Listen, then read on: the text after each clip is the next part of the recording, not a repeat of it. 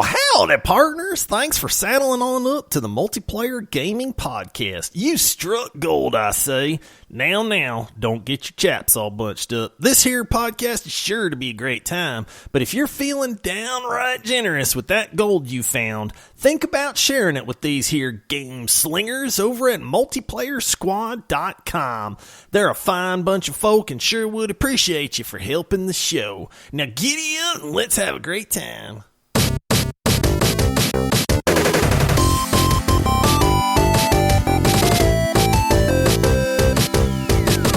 Hello, everyone. Happy Thursday, and welcome to the Multiplayer Gaming Podcast. We are a group of dads with a lifelong love of gaming, and if you are a fan of the show, please take a couple seconds to rate us 5 stars and leave a written review on Apple Podcasts. Also, if you want to help us keep releasing these 3 episodes weekly, please consider supporting us on Patreon, which is what covers the expenses of our show. Without your support, this show could not exist, and supporting also gives you some perks like unlocking bonus episodes. Head on over to multiplayersquad.com to sign up. This is a Twig episode where we break down this week in gaming by talking about recent gaming news. I am your host, Paul, and joining me, he's busy commanding the dead, relying on bone and blood spells to lay waste of the armies of Lilith. It's Michael. Yes, that is me. That's the first character I ever played in Diablo 2 was a necromancer, and it's got a special place in my heart. I raise the dead. I love necromancers so much. I'm very excited to be talking about some Diablo 4 news in a little bit. Boom. And then joining us, he's the first Wastelander to make it to the Reckoning. He's in Junkertown wielding an axe in one hand and a gun in the other. It's Josh. I was really disappointed when you did not give me the Necromancer, but then the Wastelander was a good second place. I'll take it. Yeah. We got some really cool new class info for Diablo and Overwatch 2. We have so much to talk about here today, guys. We just finished the Xbox and Bethesda Games Showcase.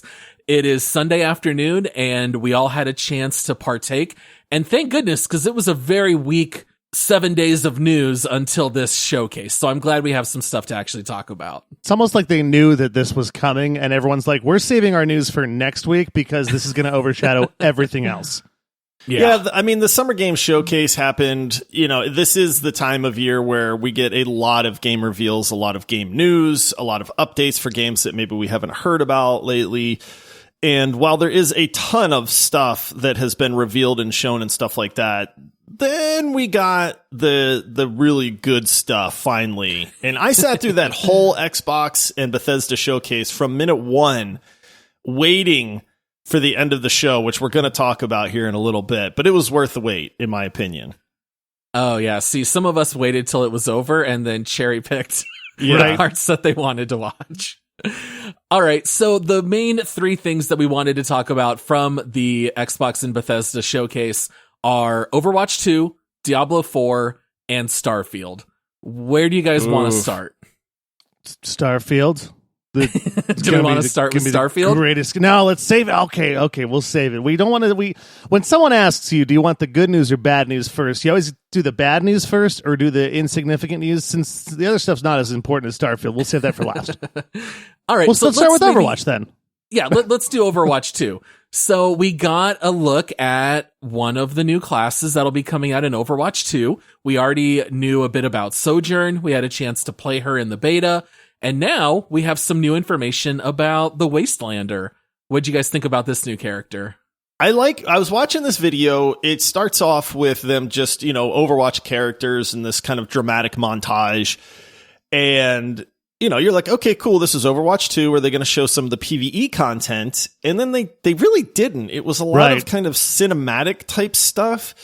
And, you could hear Ryan, instead of hammer down, he had like hammer strike. And you're like, ooh, well, that's different. So you could tell that they were trying to flesh it out just a little bit. They were showing a little bit of combat gameplay when lo and behold, there's this character on the screen that like spins this axe and charges forward through the other team. And you're like, what? Wait a minute. Like, what's this? And that's when it was like, oh, wait. Oh, they're showing another one of the new characters.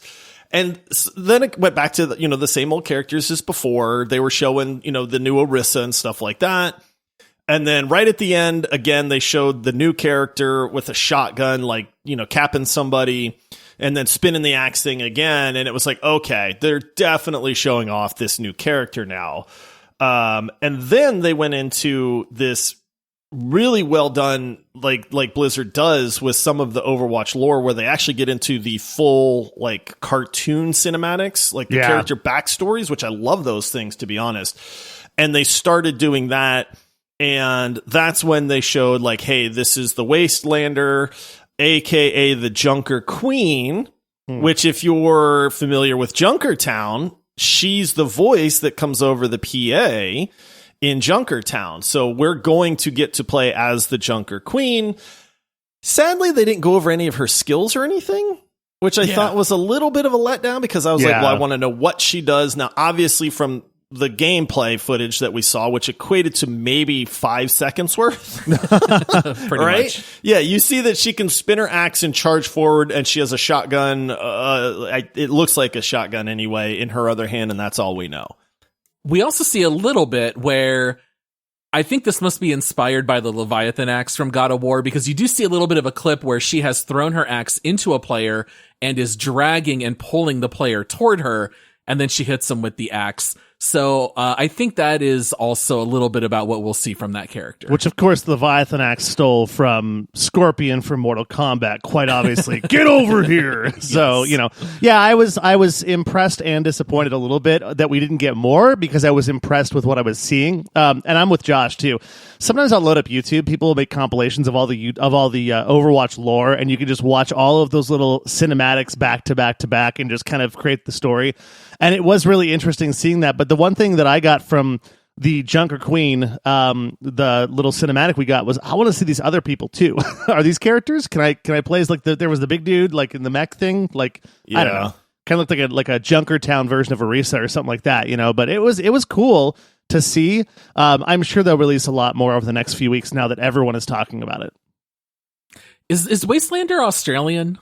Yeah, definitely. It seems like what it was? Yeah. I feel like Junkertown's in Australia, and that's where Junkrat's from, and it looks like Mad Max-ish in a way. So, which that's sure got to be the Australian that outback, is, right? Yeah. And we'll find out later on. She's a New Zealander. We're like, Samsonite. Huh, we were way off. Yeah. The other thing too, I think the big kind of news from the Overwatch 2 thing was that they did say completely free to play. Now they splashed that up on the screen. And when they said free to play, they didn't say what was free to play. Right. Yeah. So are they implying that Overwatch 2 PvP will be completely free to play? Or are they implying that they gave the release date of October 4th for the early access period? And so does that mean that you can play early access free to play? Like, what's free to play? It's all going to be free to play. It's just the loot boxes will be twice as expensive now. That's fine with me, because I don't buy any loot boxes. Right. It was very confusing, because we've always been under the impression that it will be free for those who already own Overwatch 1. You'll get the Overwatch 2 PvP for free. So I don't know if that was supposed to be for a beta period or for pre-existing owners. I don't know. I thought that was very confusing as well. I thought that Wastelander, watching the footage, at first I kind of felt like she seemed like she was from a different game. It didn't feel very Overwatch to me, but I felt the same way about Hammond, and I very quickly came around on him, and he just feels like another one of the characters, so I'm sure I'll get used to her. Just to confirm, it is going to be free to play. The PvP portion of Overwatch 2, confirmed by Blizzard, will be a free to play model, and the early access period starts on October 4th. Does that mean that PvE is going to be what you're buying the game for? And they still haven't shown us any of that at all. They have not. I'm a little concerned with free-to-play Overwatch 2, though, because does this mean we have to buy characters? No. I mean, obviously with any free-to-play game, they have to have a monetization model, right? Yeah, and they can't just rely on the loot boxes, because they already do that, and that's already successful for them. So they're going to want the people to buy the game for some reason. So what's the catch? This is the Halo Infinite model. Give you the PvP for free in hopes that that'll pull you in and you'll buy the single player content or the PvE content in this case, or cosmetics, legendary skins. You can't get legendary skins anymore. You have to buy them. Yeah, maybe. I'm okay with that because, like I said, I could care less about cosmetics. So if that's the case, fine. But if it's hey, here's a new character, you can only get this character if you pay us $10. That's gonna suck. Yeah, I can't imagine a world where Overwatch will gatekeep a whole character unless you buy them. I really can't see that happening. But I think, who knows? Weirder things have happened. Yeah, from a PR standpoint, I think that'd be a nightmare for them, probably. Yeah. So it makes more sense for them to say we're charging for PvE. Again, we're just throwing spaghetti at the wall right now and seeing what sticks for ideas because we have no idea. But if they're charging for PvE, it's got to be enough for them to be able to do that and make it, because they're going to run the P&L models and stuff and say, hey, we'll make enough money off of this and it'll work. But we still haven't seen any of it. Yeah. And no real indication that they can pull off PvE well, considering the best they ever did was Junkenstein's Revenge, which is very limited in scope. Yeah. Yeah. All right. Well, let's move on to Diablo 4. In watching this footage, I was kind of confused. It looked so similar to Diablo Immortal. I was like, man, we have such good Diablo content right now. Why do we need any more? But they did come out and talk about what the 5th and final class will be. So we already knew there was going to be a barbarian, sorceress, rogue, and druid. We now have confirmed that the final class is indeed the necromancer, which I think is one of the coolest classes available. And anything that stuck out from this reveal in the showcase? Really, just was anybody shocked by this? Of course it's going to be the Necromancer. It's Diablo. I'll be honest, I haven't played Diablo in so long that I couldn't even remember all the classes. The last one I played was the Demon Hunter, which was Diablo 3? The last one. Yeah, it's been ago. A minute since I played that one, to be honest with you. I loved how they introduced it because they started with a really neat cinematic with this necromancer raising somebody from the dead and then lopping off their head. And then the head becomes magical later on as it's hanging from their belt. And you're like, ooh, this looks good. Biggest thing for me from the Diablo 4 news was the open world nature that Diablo 4 is going to be. At first, my very first initial reaction was, why does everything have to be open world now? But then it was like, oh wait, this looks great. Open world, because it's a shared open world. And what they showed from this was, a little minor, hey, you're wandering around the open world and somebody's in trouble. And so you go and you fight a few monsters and you clean those up and then you get some loot from it. But then the really neat reveal on this was that there was a world boss, this gigantic ogre thing with a massive crate on the end of a chain or a rope or something, and it was slamming around. And this was almost like a raid level event to where there was a lot of people fighting this world boss, that's super cool in my opinion. So you take the action and the fun of Diablo and you let me share that with more than just a few friends in a cooperative environment with world bosses or something like that. This seems like a really neat route to go. Yeah, words again are very hard. I found that to be really cool, and they said a couple things during that reveal when you see the ogre swinging around. One thing they said is that it's going to be really easy to group up, and so in that I'm thinking, okay, it's a big online world. Is it fully online like an MMO? I don't know. I didn't get that from it, but is it one of those things where you don't necessarily have to have a guild or group up, be in a pre-made group? If you go around and this event's happening and you're online, can you just see other players there and just join them or something like that? Because they did say it was going to be easy to group up, which was really nice. The second thing that I took from it that I don't know why it made me so excited. I literally was in my living room watching on my TV. I threw my arms in the air. I was like, woo! Was the fact that they're going to make it cross-platform and easy to cross-platform, because I bought this game twice. I bought Diablo 3 on my PC, and I bought it on my PlayStation because my friends played on both, and I wanted to play with people all the time, because it's a lot more fun to play with your friends, and I was like, this is great. That means I don't have to buy the game multiple times, but also, if I'm playing on my PlayStation 5, or I haven't gotten one yet, so future state, I'm assuming by the time this game comes out, I've got a PS5. But if I'm playing on my console, because I've always played Diablo games on my console primarily, I can still play with Josh and Paul on their PCs, and it's going to be easy. And that was the biggest reveal to me, and it's a stupid big reveal, but I was so happy about that. Yeah. I really liked also the fact that they talked about how your actions have an impact on the perpetual world. So there are different strongholds that you have to clear out. And they said when you clear them, they might turn into a friendly town, or it might reveal itself as another dungeon that everybody could then run. So I thought all that stuff was very neat. And then on the PvP side, they did mention that if you're a big PvP player and you're winning most of your matches, that the game is going to mark you on the map as being like one of the champions. So then people are going to come hunt you because they know you have good loot. And Josh, if you remember, I'm pretty sure that's what was supposed to be in Fallout 76. Weren't they the first ones? Yep. Or it was them, they had right? that big, I can't remember what they called that system, but it was like a bounty basically. Like if you were going around just ganking people, it would put like a flag on you that said, hey, this person is here. It would mark you on the map, and then everybody knew, like, oh, let's go kill this guy. He's griefing people, or, he's just poning noobs or whatever. But yeah, I really liked that idea as well. I like that they showed off a little bit of everything. They showed off the open world. They showed off the cooperative nature. They showed off a lot of combat and skills. The graphics look great. I have not even seen Diablo Immortal yet, so I don't know if Paul was trolling with that or if he was actually being serious. A little bit of both, to be honest. But, whereas I have zero interest in Diablo Immortal, I have a ton of interest in Diablo 4. And this showcase only really helped to make me even more excited because I didn't know that they were going with an open world nature. I didn't know if they were going to have, communal PvP areas where it's like, hey, I want a PvP. Let me go into this area and fight some people. The skills, everything looks super crisp and good, at that point. I think the Necromancer class, it was very well done in how they announced it. And then the only other bit of news that we got is we didn't get an exact date, but we got a year, and at least that year is 2023 for Diablo 4.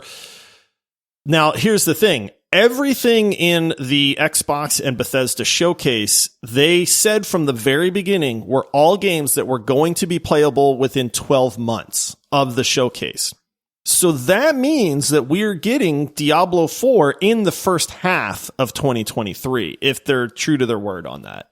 Which is craziness because, to make a promise like that, especially right now where everything's getting delayed, is pretty huge. But to Josh's point, the showcase for me was very well done because they didn't go deep into anything, but they gave you a lot to stew on. They were high level on multiple things, and it was just like, the grayish blue words would come across the screen, be like open world and all this stuff. And it was like every single thing was like, but wait, there's more, and it was really exciting. And by the end, I almost had goosebumps because I was so excited.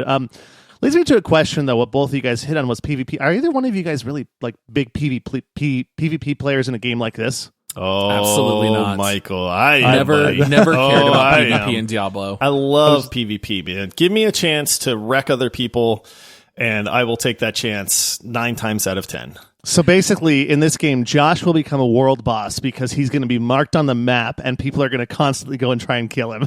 I mean, I'm not saying I'm going to be that good, but I will definitely try to PvP people. I love that aspect. It's like, for me, going up against another human and the strategy and the smarts and the skill involved is infinitely better than going up against like the AI of some NPC monster thing. So I really enjoyed that aspect of PvP. Yeah, I'm totally with you in theory, Josh. For me, I don't generally like PvP in games that have that overhead view. Yeah. There are a couple occasions where I do enjoy it, like Battle Right had that kind of perspective. But for Lost Ark, Diablo, V Rising, I'm much less into the PvP. I prefer my PvP to be more first-person perspective, or at least like over-the-shoulder third person. That makes sense. Yeah. All right, well, I think it's time to talk about the biggest news of the event. All right, we got to see Starfield gameplay, guys. Finally. I was getting worried, man. I was like, and I think it was about halfway into this showcase, one of the guys, that was the other thing, Michael, you touched on it, that it was a very well done showcase because it was just game after game after game, and there was very little of the talking. Am I the only one that gets annoyed by the presenters getting up there and trying to hype up a game and then, saying, oh, like now let's check out the gameplay. And then the gameplay is terrible. Like, remember Todd Howard in Fallout 76 and everybody went I mean, what? Yeah. I mean, I've been a salesman almost my entire career up until recently.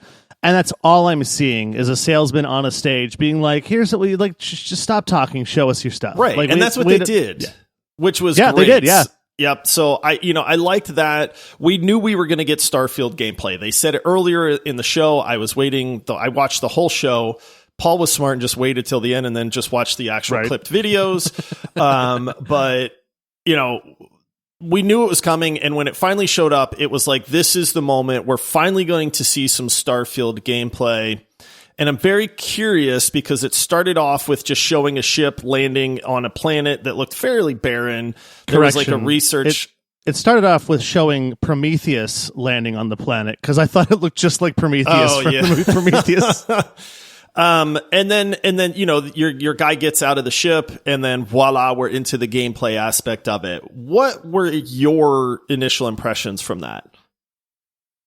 My initial good or the bad first? What you tell me, Paul. Go ahead, Michael. What were we going to say? I thought the graphics looked really good was my initial impression, but go ahead, Paul. I think you've got something much more important or influential to say than my graphics rant. I gotta say, I think there's a lot to like. I think there's a lot to love, but this game did not seem finished to me. I thought the combat and the AI in particular seemed completely inept. When you see these pirates that just stand and don't do anything while they're getting mowed down by the character, and the fact that they died so easily, it had me a little bit worried about the combat side of things. I am far less concerned about the exploration and the outpost building and even the ship building, which I thought was super exciting. Yeah. I was really worried about the combat side and the dog fighting as well. The dog fighting looked pretty weak. Now, do you feel like maybe you just have, like, I'm not calling you out on this because it's easy to do, like maybe that your opinion is a little bit biased because we've had that negative news on that where we heard them say the combat is not finished. The space flight is, I think they said, abysmal or something like that. The guy that the whistleblower or whatever it was, the guy that broke his NDA.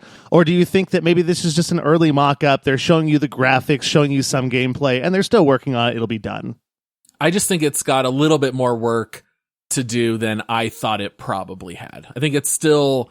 that bun is still baking in the oven. It's not done. Yeah, there's a reason that they delayed it into 2023 at this point, which is good news, right? Like, I think we're all agree that them delaying the game to finish the polish on it is good. There was a recent article where Todd Howard came out and said, hey, Starfield is basically done. Like, you can play this game from beginning to end all the way through, but they're spending these next however many months polishing everything, which is good. And I'm with you, Paul, because there was a few moments during the gameplay where I thought that the gunplay looked weak.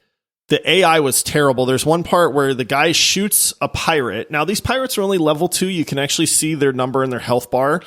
Right. And he shoots a pirate. It's only level 2, so we're assuming that this is very early in the game. And then the pirate that's standing next to the guy that's getting shot is turned around, does not move at all, and your player shoots him in the back, lights him up, and he dies in a second. And that was one of those moments where I was like, shouldn't that guy have turned around while his buddy's getting mowed down? Like, wait a minute. So, like, this is the best gameplay they could show us? Like, there's not a better take? Yeah. Right. And then...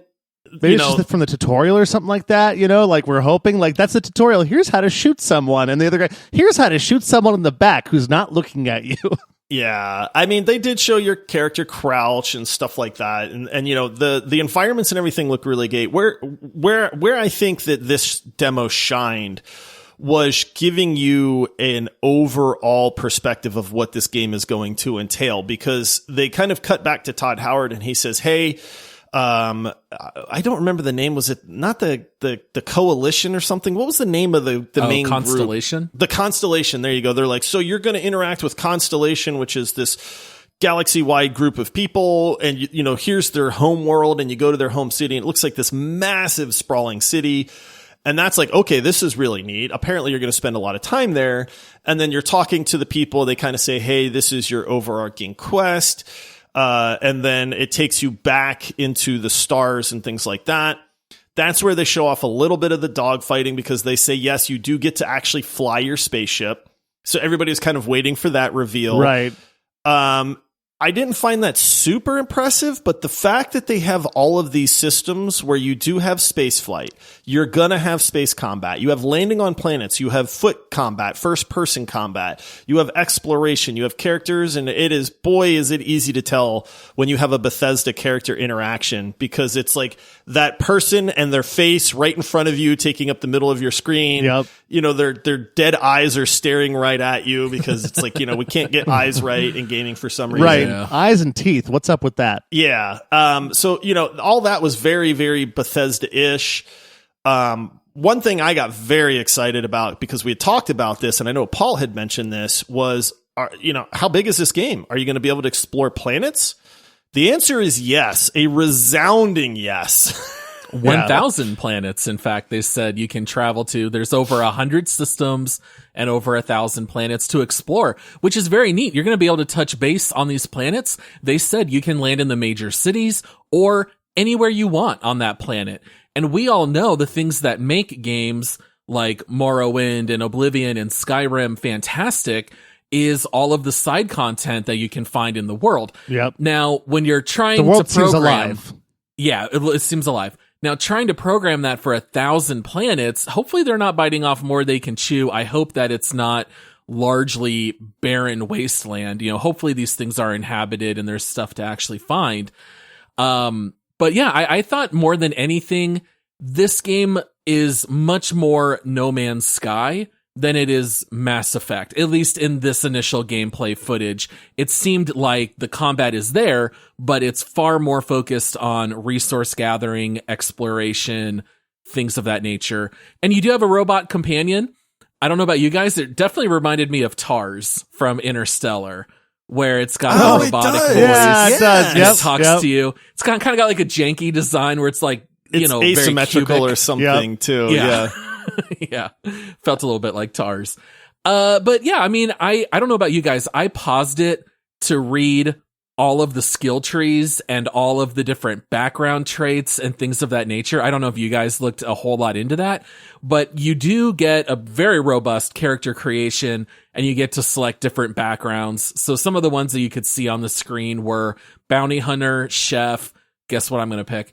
Combat medic, cyberneticist, gangster, pilgrim, professor. I thought that was really neat. And then once you select your background, you also get to pick a couple of different traits. And some of the ones that were listed were alien DNA, empath, neon street rat, introvert, unwanted hero, you know, stuff of that nature. And all of those let you customize your character where it's going to change how they interact in the world and how they interact with other people. And so that made me really excited. Yeah, I was excited about that stuff. I didn't really stew on it a whole lot. I just kind of took from it like, this is some cool stuff, and you can, you know, the idea of just so much customization kind of came in there, like picking different traits, picking different classes, and that kind of stuff. But you kind of hit on something a minute ago, and Josh did as well. That is my one negative takeaway, because I sat there. Of course, I'm starry-eyed about this game. No pun intended with the the space stuff, but just looking at the whole thing, like the graphics look amazing. Ooh, combat. Ooh, space flight. Ooh, 1,000 worlds. All that stuff. And then I sat there and thought about it. And if you're a game like this, and this is kind of to Paul's thing on not looking baked yet, the game doesn't look quite done yet, is if you do one thing, you do it really well, right? If you try to do many things, you might not do many things well. You might do them somewhat average. And that's the only thing that I'm kind of worried about.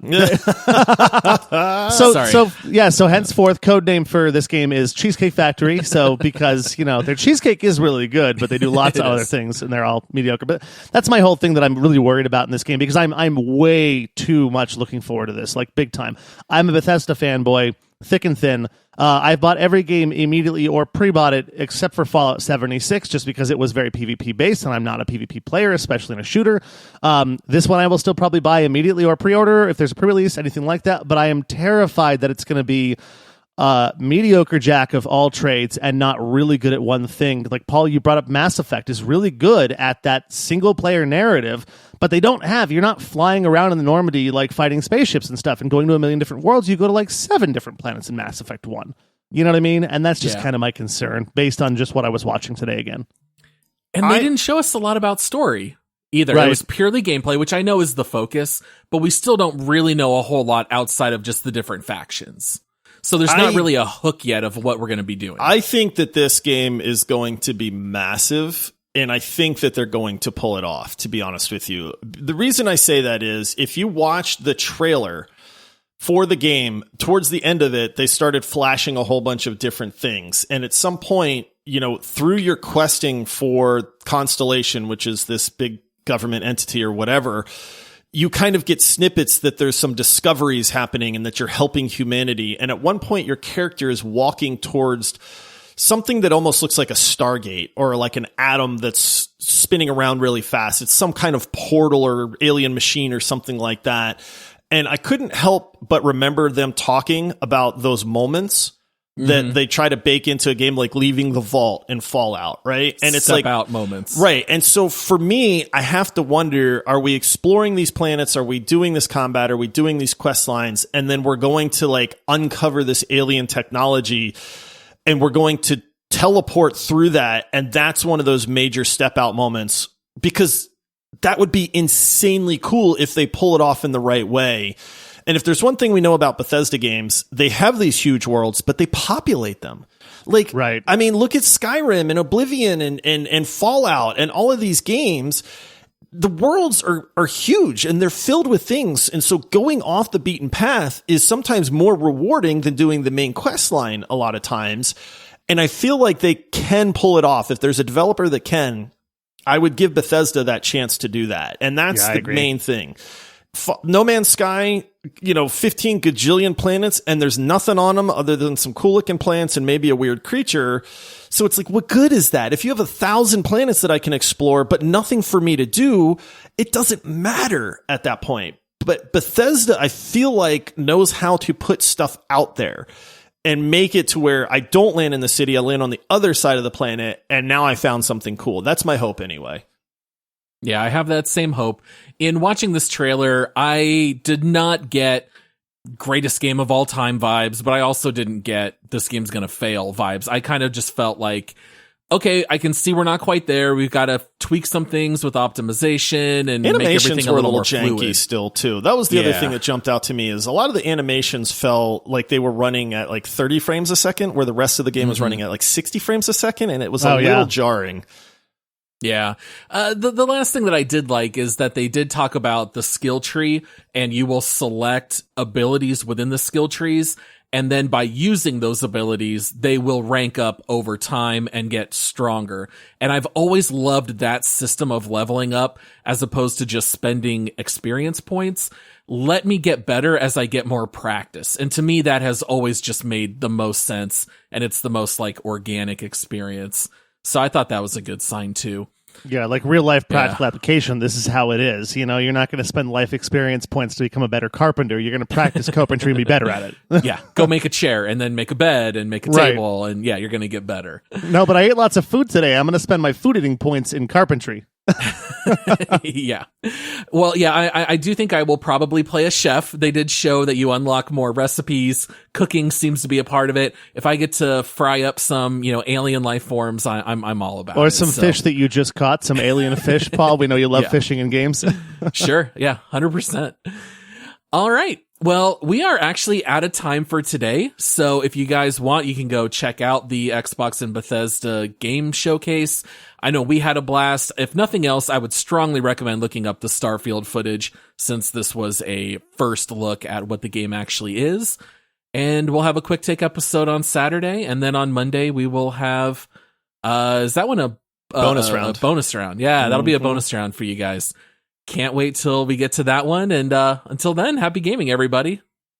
Thanks for hanging out, guys. Cheers. Yep. See you, everybody.